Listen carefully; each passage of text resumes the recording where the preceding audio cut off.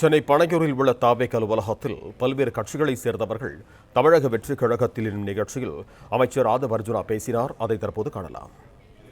இந்த ஒரு எண்ணம் தான் அதிமுக இருந்து ஒரு கட்சியிலிருந்து எம்எல்ஏ இருந்தாலும் நாங்க ரிசைன் பண்ணிட்டு தமிழக வெற்றிக் கழகத்தில் இணைந்து நேர்மையாக தேர்தல் எதிர்கொண்டு வாழ்நாள் முழுவதும் தமிழக வெற்றிக் கழகத்தில் இருக்குங்கிற உறுதிமொழியோடு வராங்க.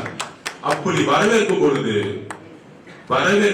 அப்படி வரும்பொழுது அன்புடன் வரவேற்கக்கூடிய இடத்தில் தமிழக வெற்றிக் கழகம் தலைவரும் நாங்களும் இருக்கிறோம். ஏன்னா புரட்சி தலைவர் எம்ஜிஆர் அவர்கள் எதற்காக கட்சியை உருவாக்கினாரோ அவருடைய குறிக்கோளில் வழியில் நடக்கக்கூடிய தமிழக வெற்றிக் கழகம். அப்ப புரட்சி தலைவர் உயிரோடு இருக்க வரைக்கும் திமுகவுடைய குடும்பம் என்னெல்லாம் சூழ்ச்சி தெரிஞ்சுன்னு அவங்களுக்கு தெரியும். அவங்களுடைய இறப்புக்கான காரணமும் யாருங்கிறது தெரியும்.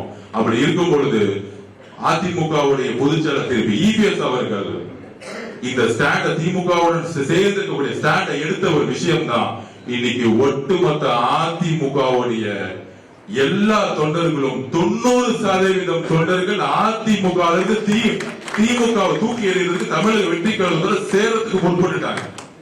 அதோடைய முதல் மீட்டிங் தான் அண்ணன் பொதுச்செயலாளர் அவர்களுடைய தலைமையில் இன்னைக்கு தொழிற்சங்கமா இருந்தாலும் சரி, முன்னாள் மாவட்டம் முன்னாள் எம்எல்ஏ இந்நாள் எம்எல்ஏ எல்லோரும் சேர்ந்து தமிழக வெற்றிக் கழகம் தான் நீ எதிர்காலம், தமிழக வெற்றிக் கழகம் தான் மக்களுக்கு உண்மையான ஆட்சியை உருவாக்க முடியும். அதோடு பிளே ஸ்டோர் மற்றும் ஆப் ஸ்டோரில் இருந்து பாலிமர் செயலியை QR கோடு மூலம் பதிவிறக்கம் செய்யுங்கள். செய்திகளை உடனுக்குடன் பெறுங்கள்.